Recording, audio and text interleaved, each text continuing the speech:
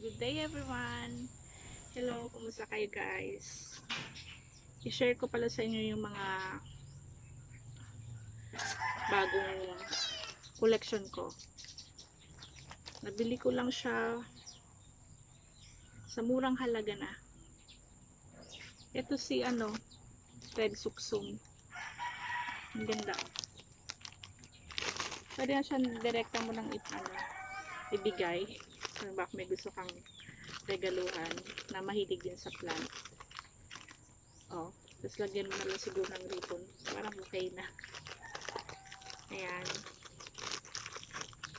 Ano to? Bumisita kasi kami dun sa garden na dati, hindi ako nakabili doon kasi ang mamahal pa. Pero ang binili ko lang sa kanila kahapon, yung mga propagation na nila. Kasi para mas makamura tayo. Ito si Red Suksum Pangarap ko lang magkaroon ito. Pasensya na guys sa background. Kasi yan lang yung may magandang ilaw. Kasi andyan yung araw. Tsaka maaga pa. Kaya ito yung napili kong pesto. Medyo nga umaambon-ambon pero sige lang. Para kasi maripat ko na sila mamaya. Tapos si Red Suksum nabili ko lang siyang 262. Tapos may lima na sila. Parang 5 in 1 na. Kita nyo ba? Yung pinaka mother, tapos may apat siyang suhi. Pero yung isa parang payat-payat. Tapos ang liit kasi ng paso niya guys, parang lang sila. Siksik or tumanda na siya dito na, kasi hindi pa nabibili Kasi akala ko ito na yung pinakamaliit na pot. Ito pa pala Kaya mamaya irerepat ko na sila. Pinag-iisipan ko nga kung paghiwa-hiwalayin ko or ilipat ko sa mas malaking paso. Ayan. Tapos ito pala guys, si Red Angel. Meron na ako si Red Angel. Hulaan nyo guys kung magkano lang to. 100 pesos yan. At may na pala, isang baby.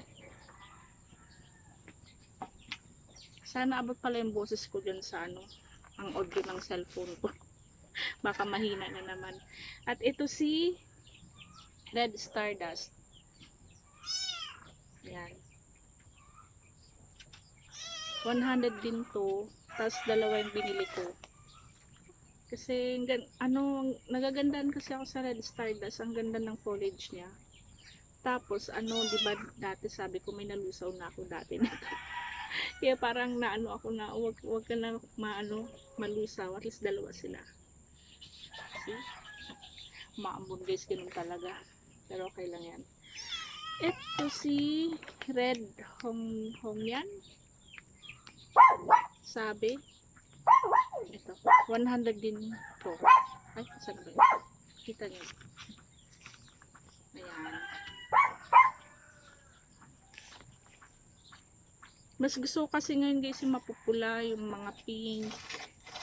Kaya yan yung munang inuuna ko. Parang kasi mas attractive sila. Kasi lalagay ko sila doon sa may unahan ng bahay namin. So sila yung agad nakikita. Ito di ko sure yung nito, ID nito. Si Aglonema Prestige. Di ko sure kasi sinesearch ko siya or hindi naman to si Red Legacy, iba to Paki-comment naman ako guys kung anong exact ID nito. Kasi sinearch ko talaga siya, wala hindi ko medyo malapit lang siya doon sa Aglonema Prestige. Ayan. Ayan guys. So ayan, mga ilan ba silang nadagdag? 1, 2, 3, 4, 5. May 6 akong guys bagong Tapos sabi ni husband, kasi kasama ang papon, parareho naman yun ako. Iba naman yun. Kasi ito si Sukso mo. Pero, kailangan ko na tong iripat talaga kasi talagang yung ugat nga nasa ibabaw na tapos sobrang siksikan na nila. Di ko, parang ayoko silang paghiwa-hiwalay. Tapos nag-mutate, ito yung ano, di ba yung suksong green and red. Ito yung green, yung stem niya to green, tapos yung kabila may red na. So, kumusta pala guys? Hindi ko na kayo nakamusta. Excited kasi mag ano, ipakita ko sa inyo yung mga bagong bili kong mga aglonema. Kasi gusto kasi mairipat sila agad. Kaya ipinakita ko muna sa inyo. Ayan. Hindi pa late na mag-collect. Mas maganda nga ngayon mag-collect ng aglonema kasi murang-mura na sila. Pero may mga ano pa doon, yung tricolor, gustong-gusto ko sana kaso nasa 500 pa. Sabi ko, saka na lang yun. Pero maganda na mother plant na sana. Pero parang labas pa siya sa budget. Kaya ito na muna inuna ko yung mga 100 pesos. At thank you pala sa 31 subscriber ko. Ayan, 31 na sila. Thank you so much. And dito ko natatapusin yung video na to guys. Thank you for watching. Bye-bye.